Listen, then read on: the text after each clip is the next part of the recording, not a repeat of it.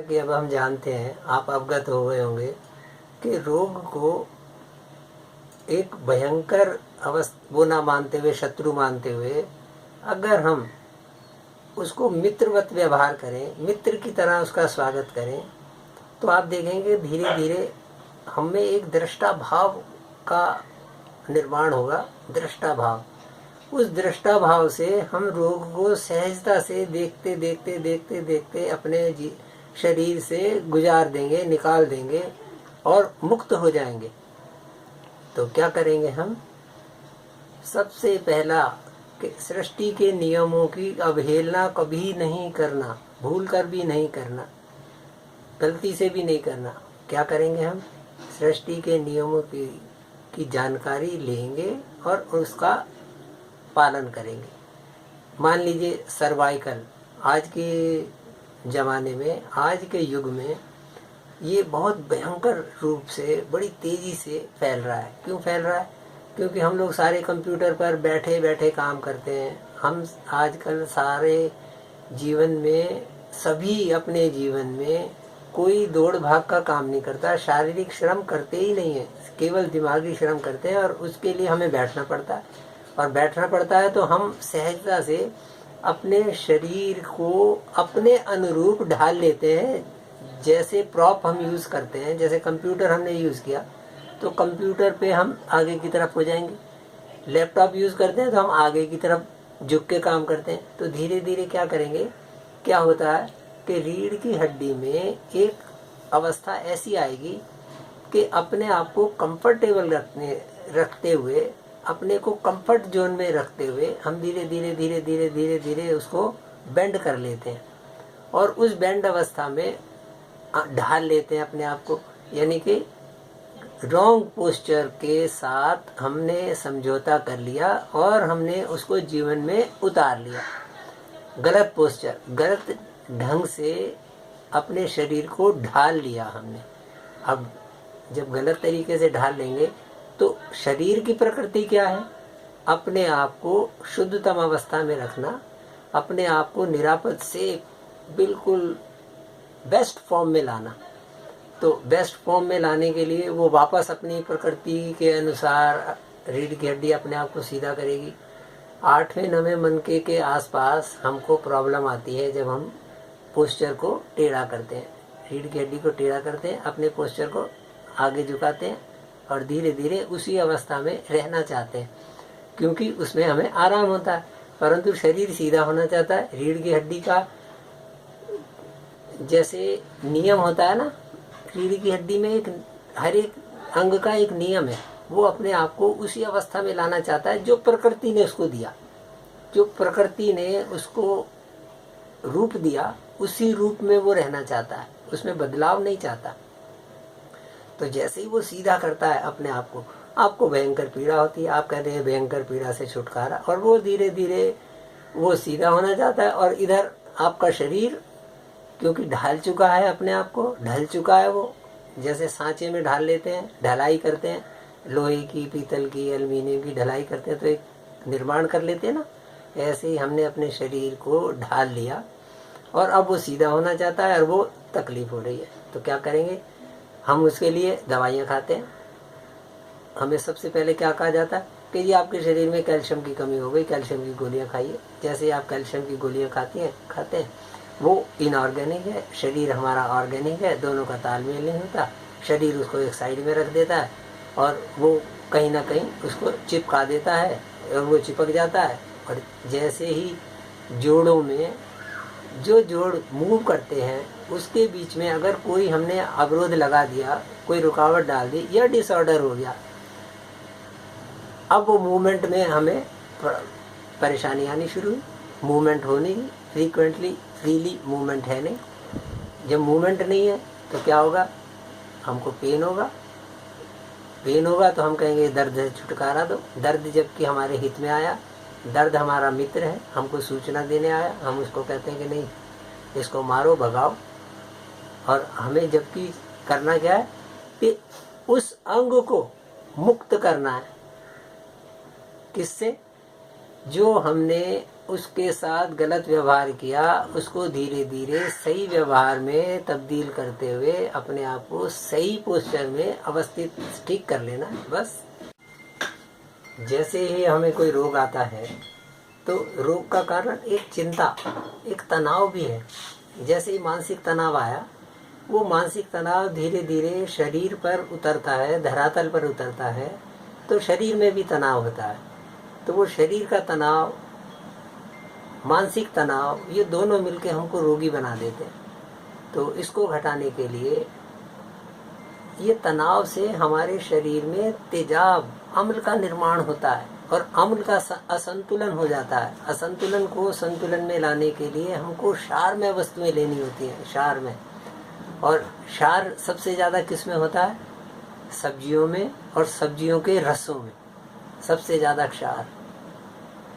अंकुरित जो होता है उसमें थोड़ा सा अम्लीय हो सकता है, होता वो भी क्षार है, परंतु वो इतना नहीं होता जितना सब्जियां और सब्जियों के रस। तो हमें क्या करना है? सब्जियों के रस हम इस्तेमाल करें, भोजन के रूप में उसको लें, भोजन के रूप में। और बेकरी के खाद्य जो है, बेकरी जिसको बिस्कुट, ब्रेड, ये निषिद्ध है इसमें, सर्वाइकल में। बस ठीक हो गए। क्या करना होगा हमें? सर्वाइकल होने का कारण आपने समझ लिया, यानी कि क्यों होता है आपके समझ में आ गया कि क्यों हुआ। अब करना क्या है, क्या करना चाहिए हमें ठीक करने के लिए? सर्वाइकल को ठीक करने के लिए हमें उन्हीं नियमों का पालन करना पड़ेगा कि जिससे जो ढाला गया था रीढ़ की हड्डी को, उसका ढलाव वापस करें, वापस उसी अवस्था में लाने में उसकी सहायता करें। हम शरीर की सहायता करें। क्या सहायता करें? योग आसन जब हम करते हैं तो रीढ़ की हड्डी पे सीधा असर आता है, और वो जो सीधा असर आएगा धीरे धीरे, जैसे कोई भी काम हम करते हैं slow and steady wins the race. तो योग आसन का काम यही है कि हम धीरे धीरे शनै शनै उसके ऊपर काम करते हुए, धीरे, एक साथ तो रीढ़ की हड्डी ढली नहीं थी, टेढ़ी हुई नहीं थी। अब जैसे जैसे हम उसको सीधा करेंगे तो वो भी धीरे धीरे करना पड़ेगा, एक साथ नहीं होगा। एक साथ करेंगे तो कहीं ना कहीं क्रैक हो सकता है, कहीं ना कहीं टूट फूट हो सकती है, और टूट फूट हो गई तो मरम्मत बड़ी कठिन है और ज़्यादा दर्दनाक है। तो हमें ज़्यादा दर्द नहीं सहना, धीरे धीरे करेंगे। हमें क्या करना है? अपने आहार के ऊपर ध्यान देंगे। आहार क्या होना चाहिए कि प्रोटीन प्रधान खाद्य का थोड़े दिन बहिष्कार करें। रॉ मटेरियल, रॉ डाइट, कौन सी? जो प्रकृति ने डायरेक्ट हमको दी कि सीधी आप खा लीजिए, उसमें कोई फेर बदल नहीं, कोई रद्दो बदल नहीं, उसकी शेप ना बदलें। जैसे फल, जैसे अंकुरित अनाज, जैसे फलों का रस, जैसे सब्जियां, जैसे सब्जियों का रस। ये तरतीब समझ लीजिए कि देखो आपकी प्रकृति क्या है, आपके शरीर की प्रकृति क्या है, उसके अनुरूप अपना आहार चुन लीजिए। आपको फ्रूट का, फलों का रस अधिक सूट करता है, आप फलों का रस ले लीजिए। आपको सब्जियों का रस सूट करता है, आप सब्जियों का रस ले लीजिए। आपको अंकुरित खाना अच्छा लगता है, आप अंकुरित खाइए। यानी कि सुपाच्य भोजन करना है। कोई हार्ड टू डाइजेस्ट फूड आपको नहीं लेना चाहिए। और बिना भूख के खाया तो भी दंड आएगा। तो बिना भूख के तो खाना ही नहीं है, और जब खाना है तो भूख से कम खाना है, भर पेट खाना नहीं। तो धीरे धीरे धीरे धीरे आपको सहायता मिलेगी। और आसन में आपको पता ही है कि रीढ़ की हड्डी के सीधा करने में जो जो आसन आप करना चाहें वो कर सकते हैं। और कुछ व्यायाम, जो व्यायाम कौन कौन से हैं? जैसे हम अपनी गर्दन को कैसे करेंगे? 4 अवस्थाएं हैं। ये एक साइड में हमने झुकाया, फिर दूसरी साइड में झुकाया, पहला। दूसरा, इधर झुकाया और इधर टेढ़ा किया, इधर किया और इधर किया, दूसरा हो गया। तीसरा,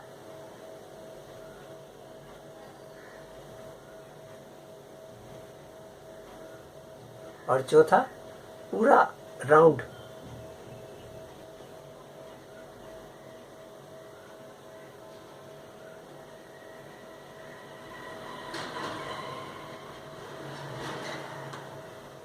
जितनी बार हमने क्लॉकवाइज किया उतनी बार हमने एंटी क्लॉकवाइज करना है, और जैसे ही हमने विश्राम देना है, बीच में इसको छोड़ना है, तो फिर वापस क्लॉकवाइज, यानी कि 10 अगर हमने क्लॉकवाइज किए तो 10 एंटी क्लॉकवाइज, और 3 हमने फिर क्लॉकवाइज किए। इस तरीके से अगर हम करेंगे तो हम अपना संतुलन नहीं बिगाड़ेंगे, अन्यथा आपको चक्कर आ सकते हैं और आप भ्रमित हो सकते हैं, आपको चोट भी लग सकती है, तो उसका ध्यान रखेंगे। अब आ जाइए, ये कंधों की ये इस तरीके से जैसे हम करेंगे, ये क्लॉकवाइज और फिर एंटी क्लॉकवाइज, इससे भी हमको सहायता मिलती है उस अवस्था को, जैसे हिंदी में रमा करना बोलते हैं ना, एक स्मूथनेस लाने के लिए जो काम करते हैं हम, तो स्मूथनेस आती है इससे, जो हम व्यायाम करते हैं।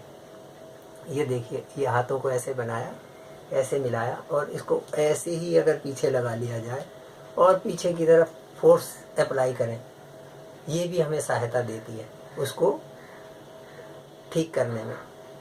एक रीढ़ की हड्डी को उसकी असली शेप, असली शक्ल देने में हमको सहायता देती है। बड़ी अच्छी, ये बहुत अच्छी एक्सरसाइज है। इसको हम डंडे के साथ भी कर सकते हैं। एक डंडा यहाँ रख के हाथ अपने ऐसे रख सकते हैं उसके ऊपर, और थोड़ी देर टहल सकते हैं। ये हाथ हमने ऐसे किया था, ऐसे ही रखा था, इसको हम उलट भी रख सकते हैं, ऐसे भी रख सकते हैं, और फोर्स अप्लाई पीछे करेंगे, हाथों को आगे की तरफ धकेलेंगे और इसको पीछे की तरफ धकेलेंगे। इसको हम गर्दन, ये सिर को दीवार से पीछे फोर्स लगा सकते हैं, ये भी हमको सहायता देती है। तो ये छोटे छोटे से व्यायाम करेंगे। आपने देख लिए व्यायाम कैसे करते हैं, कैसे हम उनसे जल्दी से जल्दी छुटकारा पा सकते हैं। आहार के बारे में मैंने आपको बता दिया, योग के बारे में बता दिया, एक्सरसाइज के बारे में बता दिया। व्यायाम जो होते हैं, सूक्ष्म व्यायाम तो नहीं है ये, परंतु ये व्यायाम है और हमारे लिए बहुत उपयोगी हैं। सर्वाइकल वालों के लिए तो बहुत ही उपयोगी हैं, उनको तो अवश्य रोज करना चाहिए, बिना नागा, बिना किसी व्यवधान के। एक निश्चित अवधि मान लीजिए, इसे व्यापार की तरह करें कि हमको लाभ लेना है, घाटे का काम नहीं।